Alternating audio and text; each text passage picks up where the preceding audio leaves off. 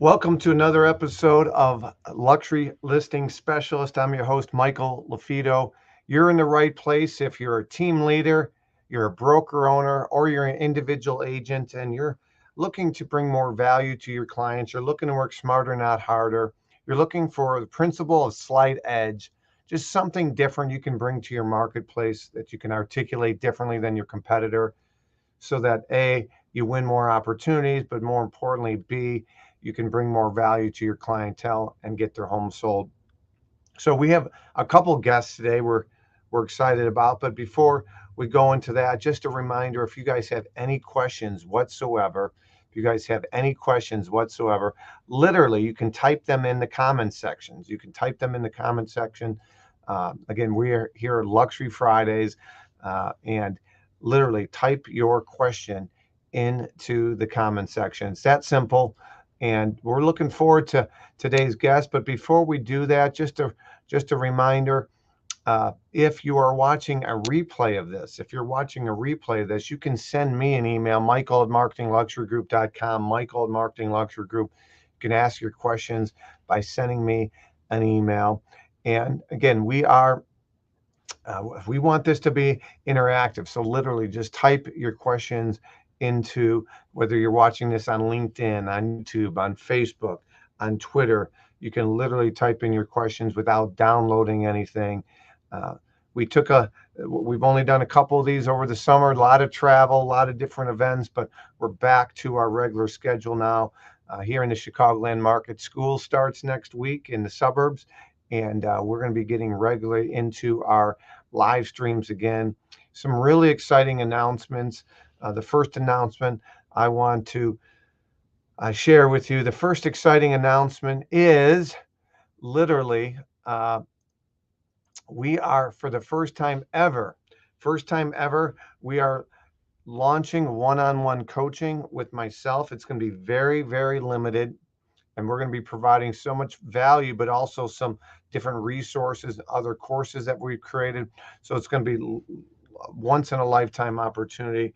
It's going to be very exclusive. If you're interested, shoot me an email, michael@marketingluxurygroup.com. It's not going to be cheap, as you can imagine. We're limiting it to only 10 agents or broker owners that want to launch a luxury division, or team leaders or individual agents that want to work smarter, not harder, and increase their average sale price. And again, if you are committed, if that's you, then shoot me an email. We'll get you the details. We'll set up a exploratory call. I'll ask you a bunch of questions, and you'll get those over to me, and that will be determined whether or not I think we might be a good fit. Again, so we're not limiting it to brokerage. We're not limiting it to the states. So if you're outside of North America, but you are serious about increasing your average sale price, I've coached agents, I've coached team leaders, I've helped brokerages launch luxury divisions, but we've never had a formal announced coaching program. And we are rolling this out to only 10 agents, 10 team leaders. So we're excited about that. Reach out to me if you have any questions. All right. So I'm going to bring on a guest here in a moment. And this gentleman is a newer agent out of Tennessee. He's got a really cool $4 million property that he's marketing. And I want to show you that first. So I'll show you the property, and this way you guys can literally see this property. It's unique. It's beautiful. It's in Franklin, Tennessee. It's a little over 8,900 square feet. And I'm going to bring on our guest right now to talk about this property. John, you there? Yes, How you Mike. doing today? I'm doing fantastic. Thanks for having me on. Absolutely. If you can talk just a little bit louder, that would be awesome. Thank you for being here right now. And you have this really cool property. It's $4 million.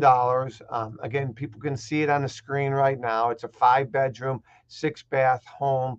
It's a little over 8,900 square feet. Uh, it's come down in price over time. You're currently at $4 million, but you were listed before. If you see the history here on the screen, you could see, originally 5.6 million. It's a couple, in about 15 months ago, in May of 2022, they were at 5.6, and you currently are at 4 million even. You recently did a price change in May from 4.25 to 4 million. So thank you for being willing to be open to some tips and some suggestions. Not all agents are doing that, but I know you want to sell this home, right? But you also want to attract more of these opportunities, and you want to sell more of these. And so you agreed to being on the show. So I appreciate that. So tell us a little bit about how long you've been a licensed agent for.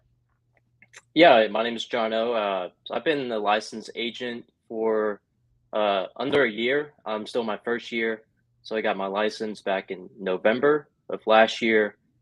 I was a solo agent for a month, and I was looking at some teams in the area, seeing what's out there.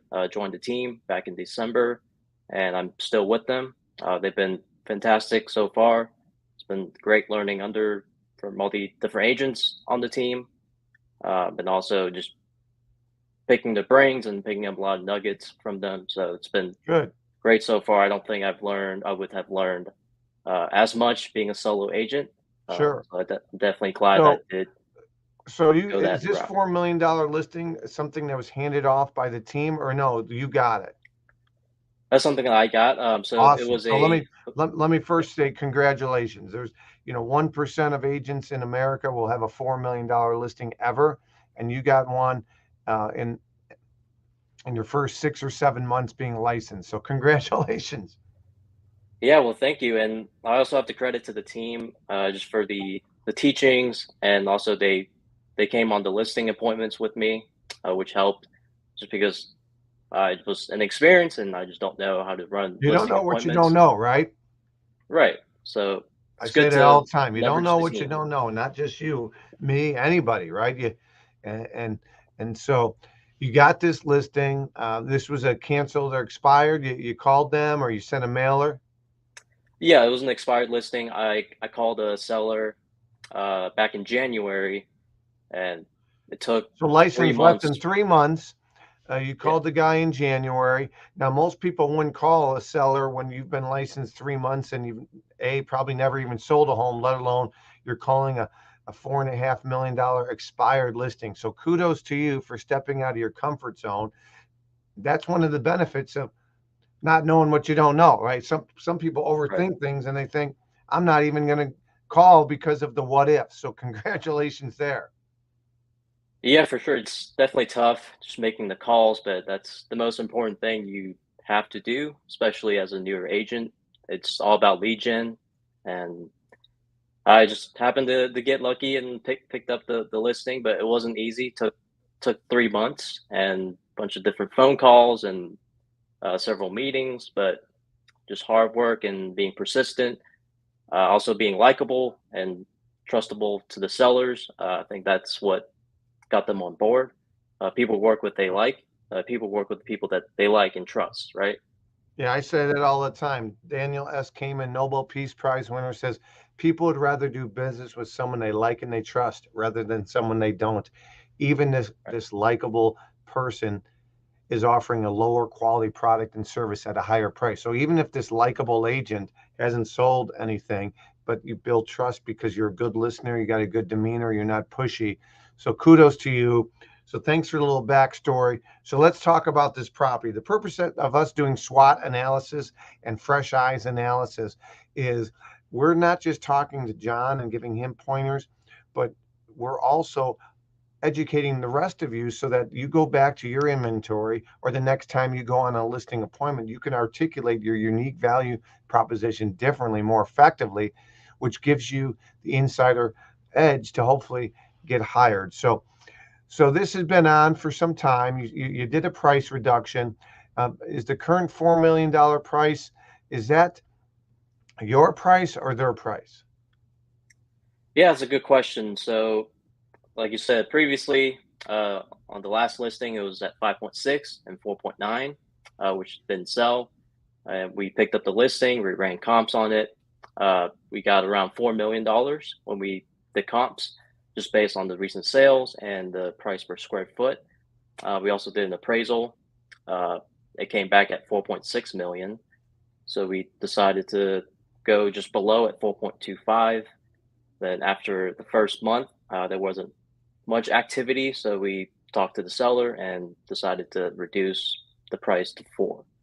So, but the buyers will know that they're moving in with equity just based off the appraisal. So Okay, good. that's kind of how we got come to that 4 million. Okay. And how have you, you have an appraisal that creates urgency, that shows the value. How did you leverage the appraisal out of curiosity? Yeah, so like we just did it before we decided what price we want to go in at, just because the seller listed the home a year ago, and obviously there was not much interest there. So we just decided to come to an agreement that, hey, let's do an appraisal and then we'll list the property based off of what the appraisal comes back as. Uh, so Okay, yeah, that was kind of how we good, got that. Mhm. good. For those of you just tuning in, I'm working right now. We have an agent. He's been licensed less than a year. He got a $4 million listing from a canceled and expired. I'll show you a picture of that here in a second. That we asked him how he came up with the price. They did have an appraisal uh, done, and so that. Thank you for sharing that. That's important. So let's get back. I want to pull up this property again here for those of you that didn't see the image. This property is currently on the market, and I have some additional questions on from here. So let's discuss how much activity you've had and if you've had any second showings recently. Yeah, so we have had a couple showings so far. We actually have one scheduled for later for today, so that we'll see what happens with that. But Good. yeah, people have been coming in through the open houses, and a couple more have made contact saying their clients were interested. We do require proof of funds, so that may limit the amount of showings that we have. But we want serious buyers to come in when we show the house. Yeah. So one of the other houses in the neighborhood that's for sale, I talked to the agent. They don't require proof of funds, but sounds like none of the people that have come through are that interested. So yeah, we just don't want to waste our sellers' time, Yeah. and so that's why we do have that proof of funds. Yeah. Yeah. Nothing wrong with that by any means. Um, one of the things that you and I talked about, because the home is very taste specific, like a lot of houses are, but there's a lot of busyness with some of these pictures. So you had some virtual staging done. Um, and so let's talk a little bit about that. I'm going to get to that. So this is an example of virtual staging. So they have very heavy drapes and artwork and very taste specific area rugs. And so you had some virtual staging done. Uh, and how have you been able to leverage this? Have you been able to go back to buyers or agents that perhaps had viewed the home previously? How have you leveraged the virtual staging? Yeah, so prior to the virtual staging, we didn't have much activity, but we have been getting some more activity since we got the virtual staging done. So I would say neutralizing the property and just showing people like what the possibilities are out there, just make them visualize it. I think that has helped in gaining some more attractions to the Yeah, home. As you can see, the home is very specific and ethnic to their uh, liking. So I can definitely understand if it's hard for people to visualize Yeah, it's what very hard for they would people to do. visualize. One of the things I talked to with Jonathan, because I've coached him up a little bit so far on some things, is, 10% of buyers and agents can visualize. We literally have put together a portfolio, a book on before and afters, basically case studies, kind of like Jenny Craig with weight loss, before Jenny Craig, after, before us, after us, by neutralizing, staging, okay, what we emphasize. And so, I have another guest coming on here in about 5 minutes or so, and we're going to talk to her about a property that she's representing. But Jonathan's had this on for some time. It's $4 million in Franklin, Tennessee. It's very taste specific. Just a reminder, when someone builds a home, guess what? They bring in an interior designer to make it their own. Well, when you go to sell, okay, you want to unwind making it your own and appeal to a larger mass of buyers. So that's what Jonathan and I, had discussed with some things here. And I do appreciate you sharing these pictures. Let's talk a little bit about your competitors, your biggest competitors. I'm going to share an image here. You're on at $4 million. There's a home that comes across the screen right now. It's listed at 4,790,000, so 800 grand more. It's new construction. People always pay a premium for new construction. 20% or more people will pay for a similar house. So this is $718 a square foot. Uh, it's is it more updated than this, or is this about it? Still a dumpster, still framing out, still time for a buyer to maybe put some of their finishing touches on some things. Is that fair to say? Yeah, I think they're supposed to finish by the end of the summer. Have you walked through it? I've not. Okay. They're still working on it. But yeah, I would just I might say make that a recommendation. You go over there, walk through it. Most of the time, these contractors, the builder's probably not even there. Just walk through it, pretend like you know what you're doing, and just say, I'm an agent in the area, and I have a potential buyer, and maybe even give Amy a heads up, the agent. But if I were you, I'd walk through that. So that one's 4.8, and this one is about 1.9 higher. It's also in Franklin. It's similar square footage. So on a price per square foot, yours seems to be a better value. They have probably a little bit better lot based on what I'm looking at here, because yours is kind of end of a cul-de-sac and you're in a fishbowl a little bit with yours, and this seems a little bit more of a private setting. Do you have any idea what kind of activity this one has? yeah. So I actually called that agent. I'll say 2, 3 months ago. She said they've had 4 or 5 showings, but no one really serious. Okay. So that home is open to show. They don't require proof of funds. So they might have a little bit more showing than ours, but it sounds like they just don't have serious buyers as well. Yeah.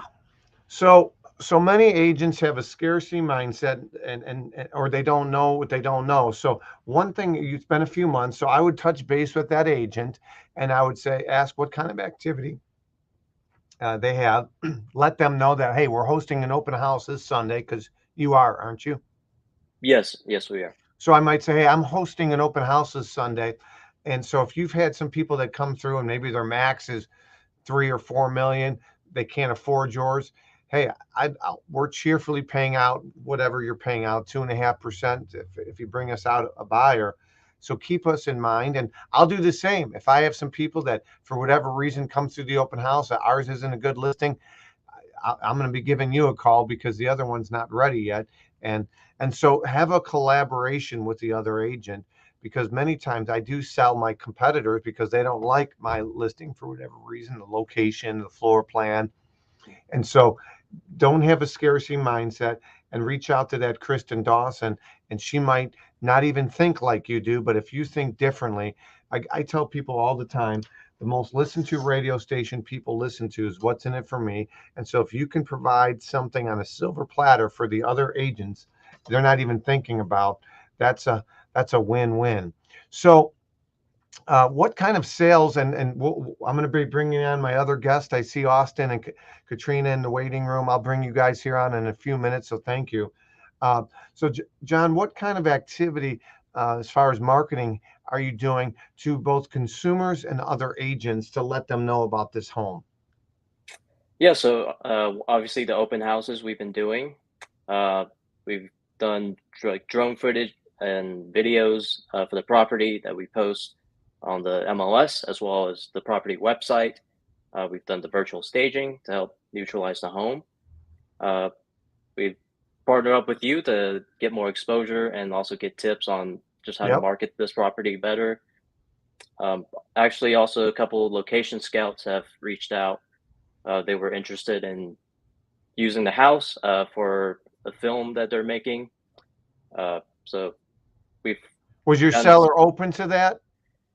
yeah, they were open to the first one. Unfortunately, they end up not going with our property, but we have another one I'm talking to that they're interested in the furnitures of the home. So we'll see what happens with that. But uh, yeah, we're on over 1,000 websites. We have the digital floor plans posted and the 3D Matterports. Mm-hmm. So Well, that's good to know. I definitely recommend if you have the opportunity to have this home featured in a publication, a magazine. Um, there's a house in Tennessee on Page Road that I've gone to private concerts with Cheryl Crow there. I've met with the owner several times. She hired me to help her market it. It's back on the market. That was the backdrop for the TV show Nashville on ABC for a couple of years. I currently represent a home in Illinois that was Architectural Digest Most Beautiful Home for Sale. That was the backdrop for Empire on Fox for 6 seasons. So you can leverage that. The last question I have for you, and before I let you go, and thank you, by the way, for being transparent and sharing, is, and again, we're talking to the listing agent for this amazing property here that's in Franklin, Tennessee. It's listed for $4 million. Um, is You're hosting an open house. How many open houses have you held? What kind of activity? And what are you doing to try to get qualified buyers or agents with their buyers to this open house? yeah, we've done 4 open houses so far, and most of them we've been getting from 1 to 3 people coming in. Another downside is just being in the gated community. It's a little bit harder to get in just because they have to contact you, Yeah, get the gate code. yeah. But yeah, but social media marketing, Instagram, Facebook, my personal page, also the our team's accounts. So we put them out there. Also, the EXP workplace. It's a great place to post on there to all the EXP agents to let them know about the open house. Also, email blasts, sending them out to different Good, agents, letting them know we have an open house coming up. good. Hmm. Awesome. Well, you're doing the right things. Follow up is key. Don't be shy, right? I gave John a little grief because last week I wanted him on here, but he thought about it and he came back on. So you're stepping out of your comfort zone. So I'm proud of you. Good job. Most agents, A, wouldn't call on a canceled and expired period, let alone 4 million, 3 months into the industry. So you have the character traits of, uh, of a future rock star, top producing agent because you're willing to step out of your comfort zone and pick up the phone. So I'm really proud of you. I look forward to hearing about how this weekend goes. Follow up with people. These are all buyer opportunities where build relationships and they realize that you're likable. If this home isn't right for them, you'll cheerfully sell them a 3 or 5 or $2 million one down the road. So these are great opportunities. Real estate's all about opportunities. Conversations are opportunities. So keep it up. Great job. I got one question for you from an audience member. And they say, did you pay for the appraisal or did the sellers pay for it? Curious if you offered any goodies. Sometimes I hire a contractor to do small repairs before the market, especially when I see the seller is somewhat on the fence or just to solidify a relationship so they trust me more. So who invested in that appraisal? Was that you or them? Yeah, good question. So yeah, the sellers actually pay for it. They pay for the appraisal.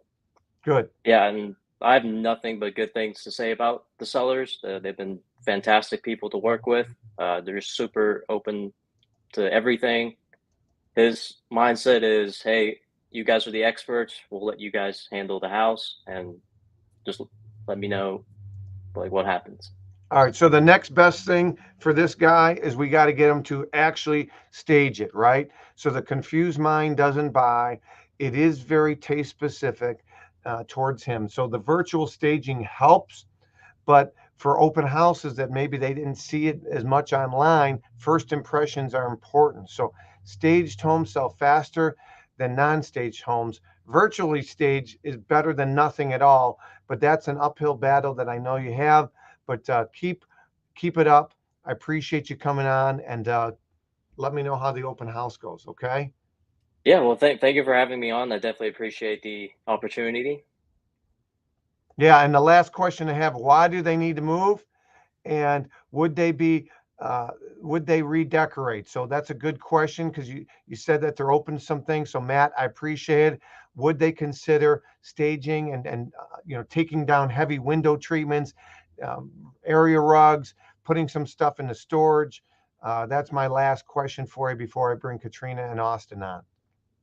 Yeah, good question. So redecorate, possibly. I would have to have that conversation with them. The staging part is mainly the concern is the cost. It just depends on what the cost is and if they're willing to invest in it. That's a good Uh, point. So they've already lowered it 250,000 with you from 425 to 4 million. Their next price reduction is going to be at least 100 grand, which is a lot more than staging. So I would talk to them about that. It's an investment. They'll make more money. They will net more money if they stage. But I got to let you go. I got some other guests coming on. Thank you, John. Keep raising the bar. I appreciate you. And we'll talk to you soon.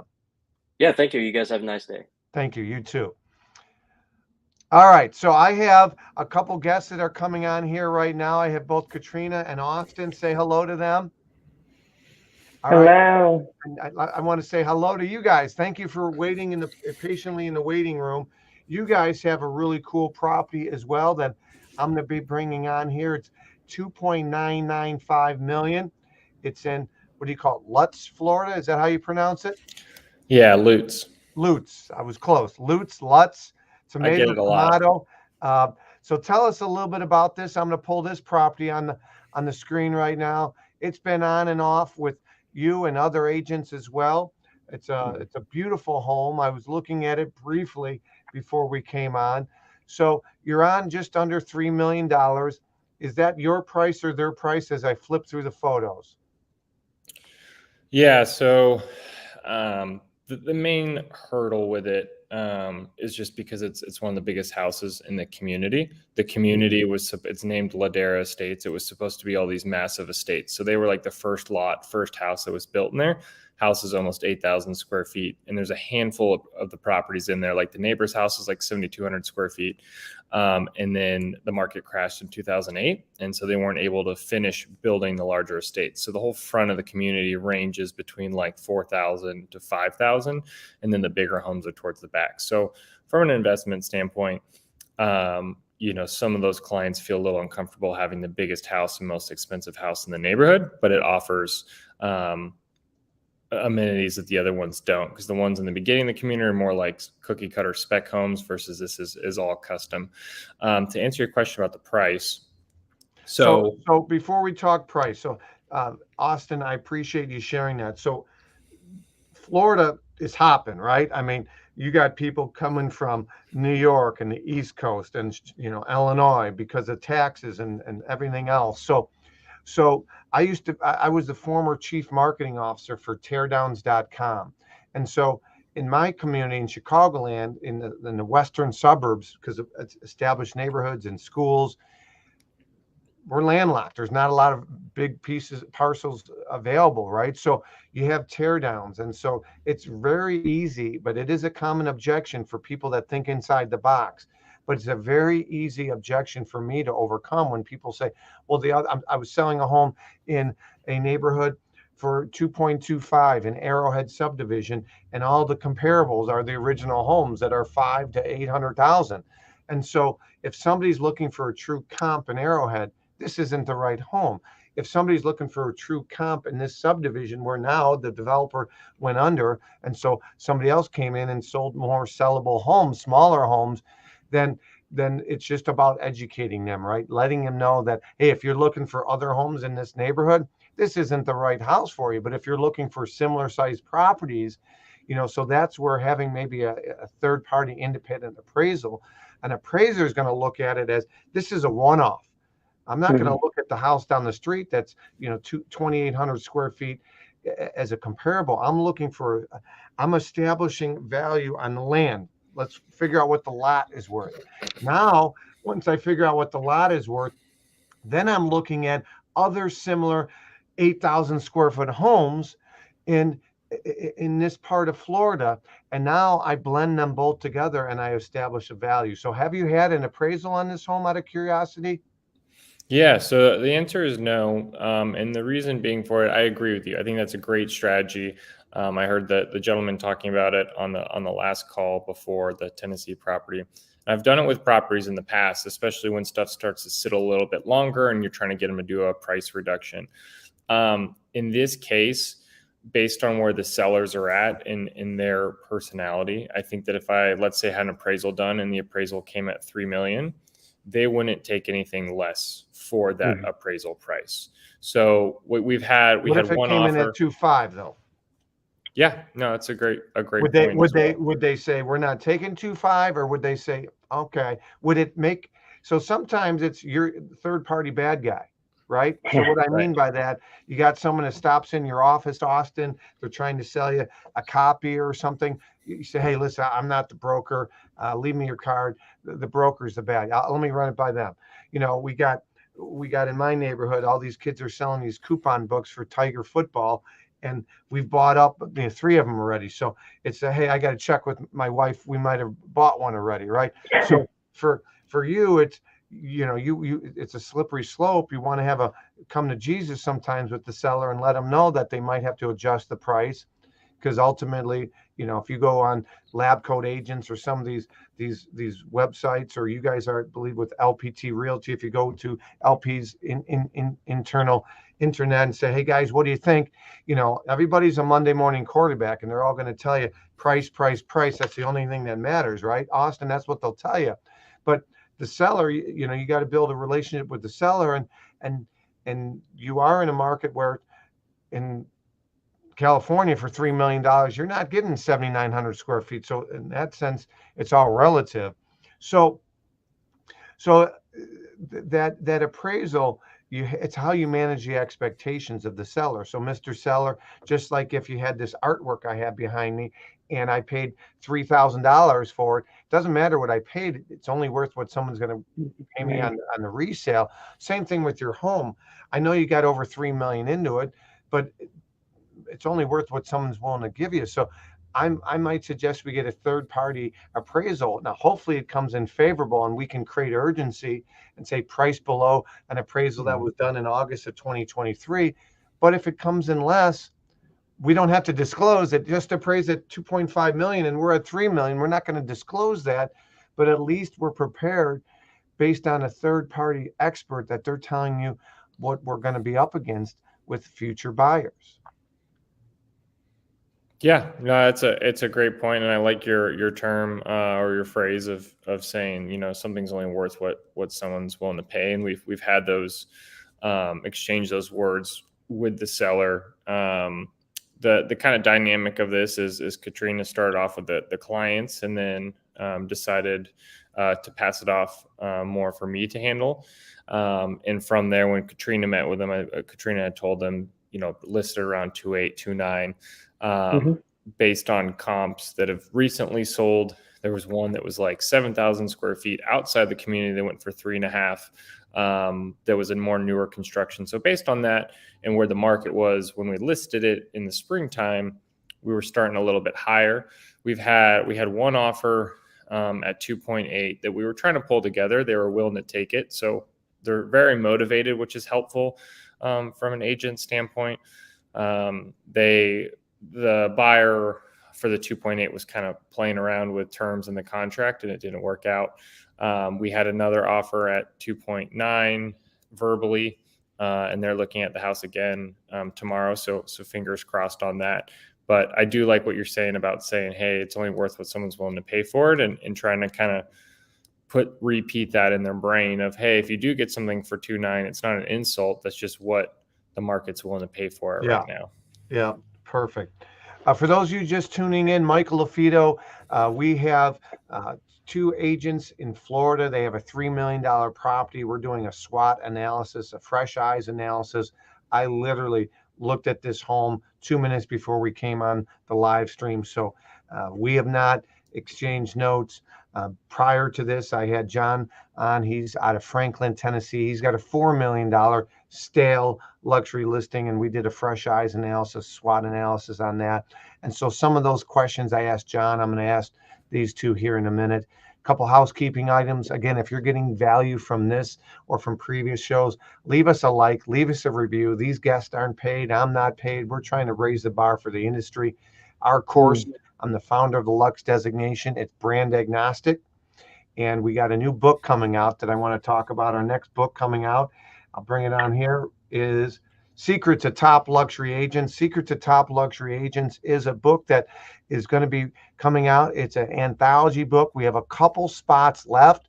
So if you would like to be featured, you're an agent that's looking to differentiate, you're a team leader, a broker owner, reach out to me. We also are featuring a handful of rising stars. So if you're a great agent, but you wouldn't consider yourself a luxury specialist yet, but you want to be, we are going to feature a couple of rising stars in this book, Secrets of Top Luxury Agents.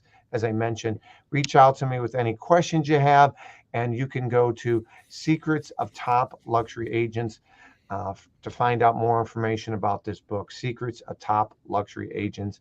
And as I also mentioned, so you can always reach out to me personally, or go to Secrets Top Luxury Agents and fill out a form there. And as I mentioned earlier as well on our show, we are rolling out one-on-one coaching for the first time ever. We're rolling out coaching. We're really excited about that. If you are an agent that is serious about increasing your average sale price, then feel free to reach out. We are limiting it to only 10 agents. We're limiting it to 10 agents. But if that's something you're interested in, reach out. We're excited about that. You can send me an email, michael@marketingluxurygroup.com, michael@marketingluxurygroup, and we are going to be rolling that out here in the next few weeks. But shoot me an email if you want more information on that as well. So, all right. So let me pull up your guys' listing here. I'm going to pull up the pictures. Michael, if I may, for just a minute. Please. Yeah, you tell me live. Tell everybody how you and I met, if you don't mind. I had the opportunity to see you speak. You are one of the most dynamic speakers I have ever encountered, and I've watched a lot of terrific speakers. I learned a lot from you, and then went on to get my Lux certification from you. I consider myself a rising star. Austin is not with LPT. Austin is with Douglas Elliman. Austin and I were working another transaction together. Yeah, I just wanted to clarify that. Austin and I were working another transaction together when this property was referred to me. And I saw in Austin his expertise in this luxury market, especially working with sellers who have been in professional sports. So he was a great fit for this. I'm super excited we were able to work together, and he's done a great job. So thank you for the opportunity to have us on today, just to get a SWOT on this and to bring more eyes. And so anybody listening today, this property is in Lutz, Florida, and it is situated in a top-ranked school district. So that's one of the benefits of this gorgeous property, along with the pool. And that's how Austin and I got to be. Thank you for a little background on that, Katrina. And a couple things, I do part of the SWOT analysis. SWOT, again, S is strength. So what are the strengths of the home? What are the weaknesses of the home? What are some opportunities that maybe you can improve upon the home? And what are threats? Your competitors, right? What do they offer more at a less price?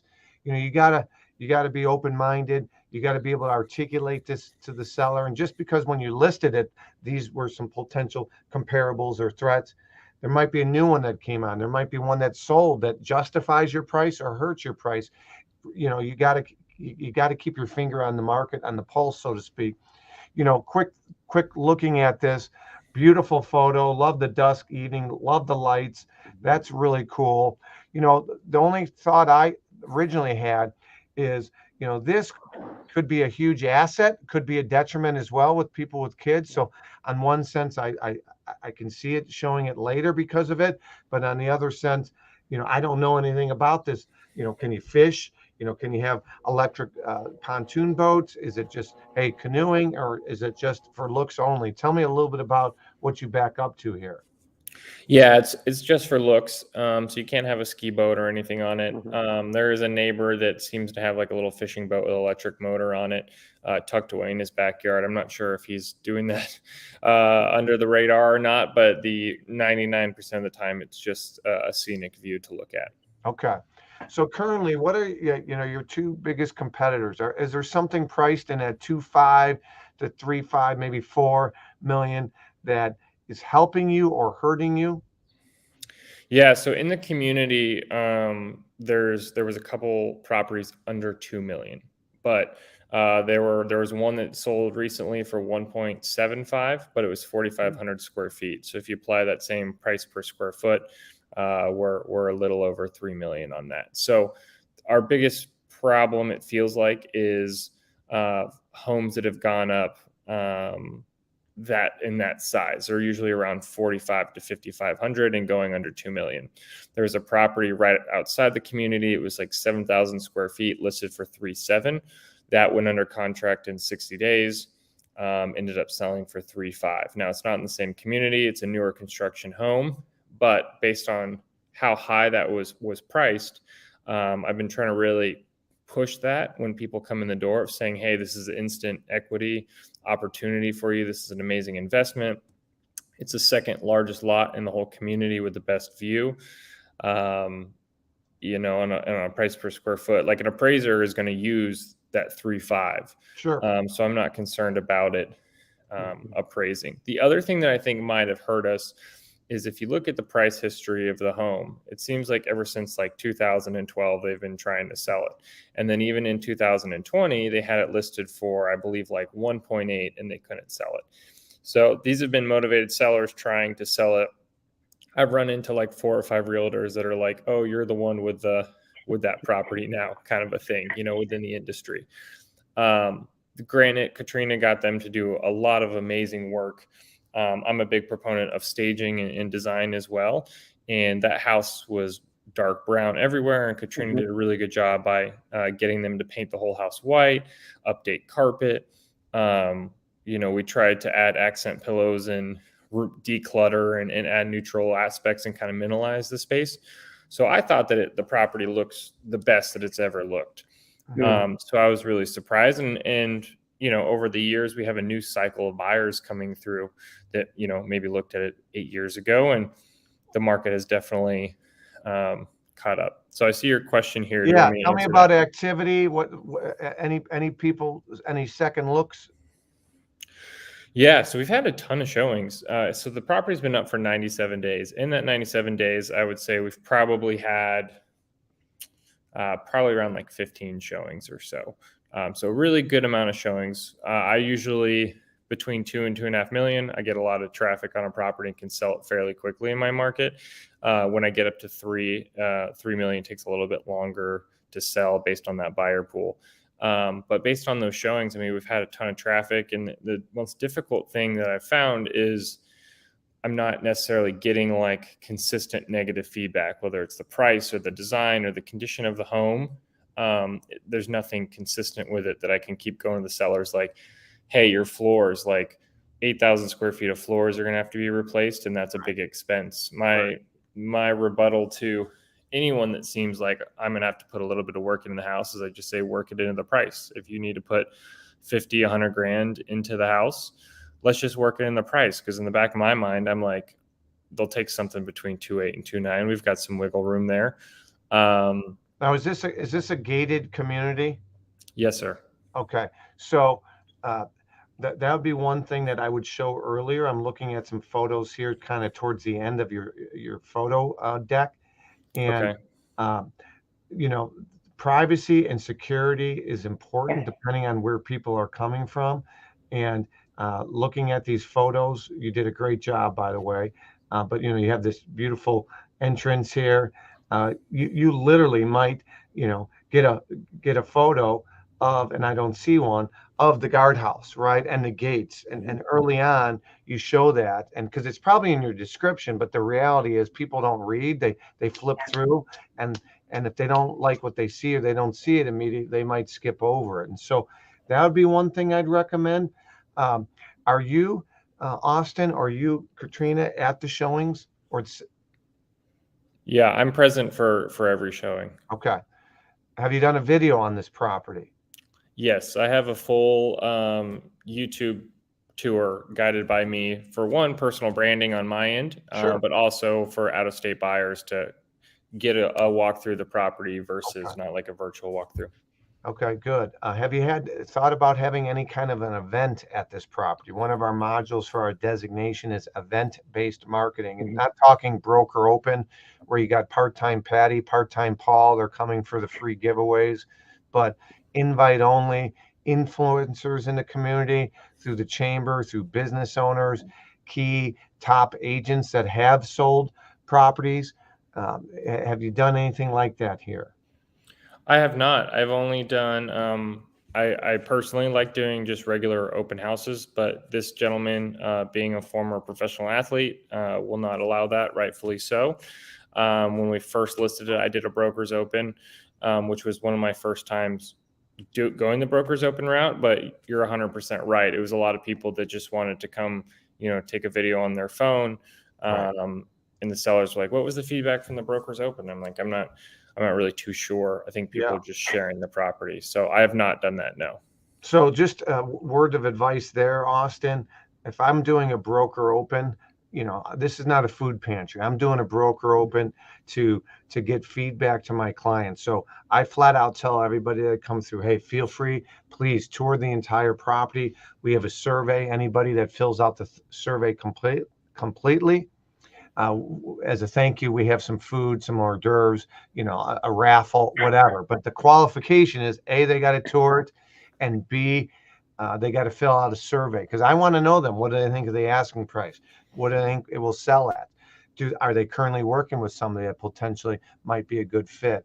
And so literally, I've had agents come to open houses previously where I had to stop a lady. She was filling her purse with water bottles and a plate and had a napkin over it. And I said, oh, excuse me, the food's here for anybody that tours the home completely and fills out a survey. I was nice about it, but internally I'm thinking, I can read you like a book. You're here for the free food and you're going to bounce out of here. Has it been published who the owner is? Yes, in So, negative, well in a known. negative way. It's well In known. negative press, in negative press.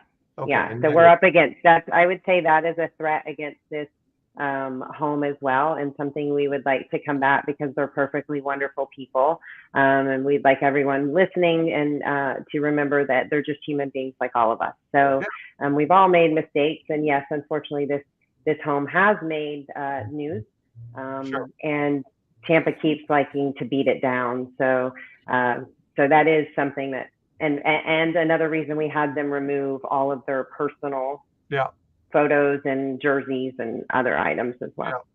Yeah. Okay. But they're wonderful people and have made amazing memories in this home. There are some adorable children who have grown up in this home. It's an absolutely stunning property. So we're just looking for the right buyer somewhere, hopefully listening to this today. Yeah. So, just some thoughts offhand.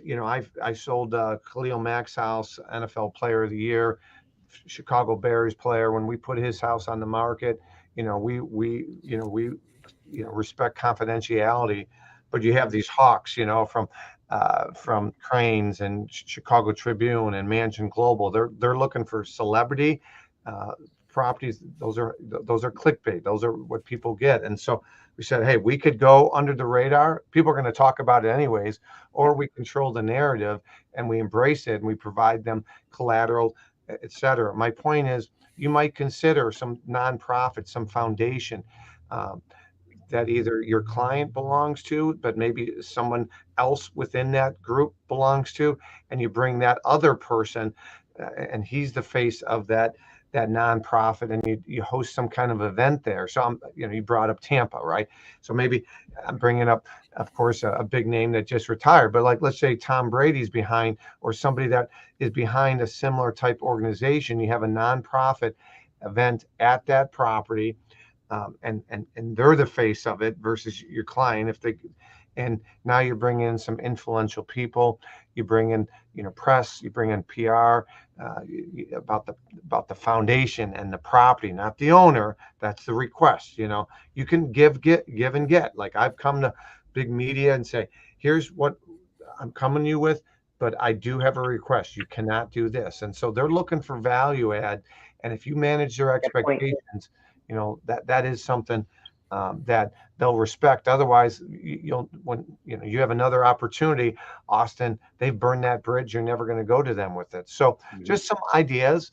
But when was your last public open house that you've done there? I haven't been able to do open houses there, so I just did one broker's open when that started, and we've had, we were getting 2 to 3 showings. I'd say probably 2 showings a week, so it was going pretty steady for a while, to where it seemed like, okay, one of these has got to pop here. I mean, the sellers have been happy with the kind of traffic that we've gotten, but I think at this point they're just a little bit confused. The thing I'll ask too is, I know you're in a little bit of a different market, but maybe through some of your other students or things like that, is if you've experienced slower seasons. So for Tampa, and to clarify, Lutz is like north of Tampa. So it's really in the greater Tampa Bay area. I think anyone listening that just kind of hears Lutz is like, where is that at? It's just like 15 minutes north of downtown Tampa. So amazing location, close to everything. So with that being said, across all my listings, July was very, very slow. Like for the past 30 days, it was like all of them simultaneously, the showing stopped. And I'm hoping now that school is back in, that those showings are going to pick up. This party looked at this property probably a month ago. And right before they were like, we're going on a cruise for 2 weeks. We really like the house. We thought we were going to work out a deal before they went, and then they just went silent.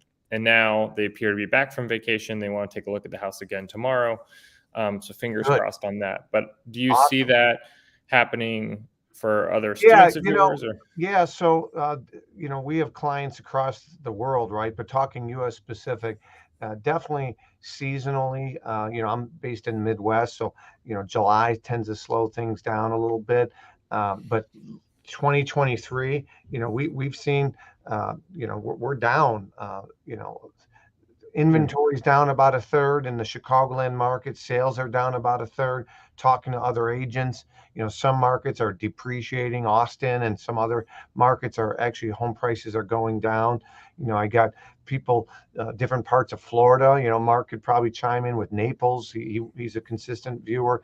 Every market is different, but you're absolutely correct that some markets are very seasonally based.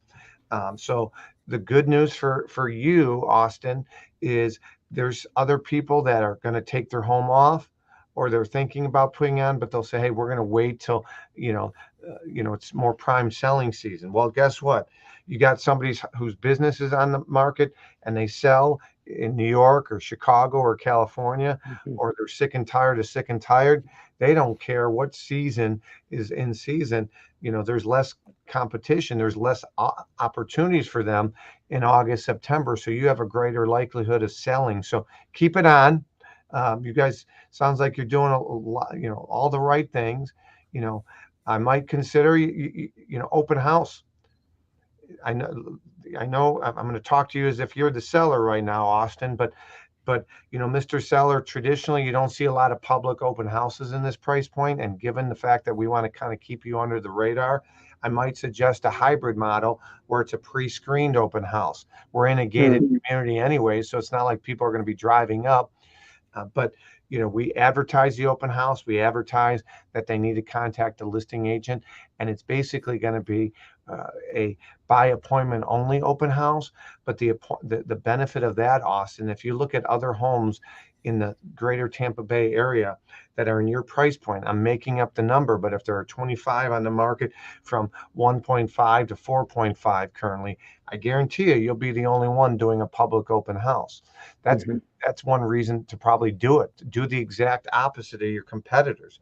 There's buyers out there that want to dip their toe, but they don't want to commit to a showing or get hounded, but they're willing to go look. People buy on emotion and they justify on logic. And that's a reason that you should consider it. In my market, nobody's doing open houses above $2 million. And guess what? We do them. We had 2 qualified buyers looking at a $2.5 million property I represent, and people thought I was absolutely crazy. Now, what you could do is you can have several team members there, one on the second floor, one on the main level giving tours, one that is floating like the caboose to make sure people aren't just wandering. Put your valuables away. We'll pre-screen them. We'll get their name, pre-approval. We'll know ahead of time. I like that. I think that's a great idea. I do too. I like the hybrid model, the invite only, kind of the exclusive, and to market it. And we know who it is. We're asking ahead of time, for you can ask even for driver's license, right? I mean, you got to give your ID to get on a plane. Why should it be a big idea to get an ID to show a $3 million home? So thinking outside the box, it's a great way to get properties sold, but it's also a great way to differentiate yourself to get that next opportunity. Yeah, I agree. I think that's great. Well, you guys, we got some great feedback from other agents. So I appreciate you guys being on here. As I mentioned, Katrina, keep me posted. Thank you for coming to the event in May. I don't have a scarcity mindset. I'm all about raising the bar, whether you're with Douglas Elliman, you're with Compass, you're with XYZ, EXP, Remax, doesn't matter. Keep raising the bar for the industry, because if you don't do a good job, it's a negative reflection on all of us. So again, my name is Michael LaFido. You guys were great. I appreciate you guys, and let's keep in touch, okay? Can I ask you one last question, Michael? Yes, please. And you can answer this or not. It's up to you. But you had mentioned Khalil Mack. From a future, just a quick answer would be fine. But just from a perspective of marketing forward, would you suggest me? I've had multiple professional athlete clients, so I have that resume, and I'm trying to target that. Would you recommend trying to build relationships with the agents, and those are the people to build the relationships with, or from your career, it just kind of happened that you would get in contact with someone in the neighborhood who happened to be someone like Khalil? Yeah, so this was a referral from like their manager. Gotcha. But yeah, managers, their agents, financial advisors, attorneys, this it's like Robert De Niro with the circle of trust, right? So penetrating the circle of trust, realizing that you do have a fiduciary responsibility to their confidentiality, and that you're going to give them the best advice. I've seen firsthand managers and other people that have selfishly recommended that they buy properties, and they're getting a piece of the pie, even though they're not licensed in that state. So again, consulting, an advisor. I worked with 2 Chicago Bears recently, and they were on short-term contracts. I said, listen, it doesn't make sense to buy, let's get you into a rental. A salesperson sells them something. A trusted advisor, a consultant, tells them what's best for them. Okay. And that's what we do. We have their best interest in mind. That's how you get referrals. And so that's a great question, Austin. All right. Well, thank you, Michael. I appreciate that answer. Thank you. Appreciate it. Katrina, thanks for reaching out. Thanks for having us today. We love the opportunity. All right. You're welcome. Best of luck. Keep me Katrina, I'm sorry. I cut you off. And if you've got a buyer for this property, anyone listening, just contact either myself or Austin. Yeah, you know what? I'm going to put the link to this property right now in the comments section. So look for the link in the comment section. If you want more information about this property just outside of Tampa, look for it in the comment section. It's right there. Thank you again, Katrina. Yes, thanks, Michael. All right, you're welcome. Again, you're listening to another episode of Luxury Specialist. I'm your host, Michael LaFido. If you have questions for me directly or indirectly, you're watching a replay of this. Again, best way to reach out is shoot me an email, Michael at Marketing Luxury Group, Michael at marketingluxurygroup.com. And again, for more information on our book, you can go to secretsofTopLuxuryAgents.com. Katrina took my class. If you want to learn how to differentiate yourself, you want best marketing practices, go to luxurylistingspecialist.com. Again, I'm your host, Michael LaFido. Make it a great day. Until next time, you're listening to and watching another episode. Take care, everybody. Prove others wrong.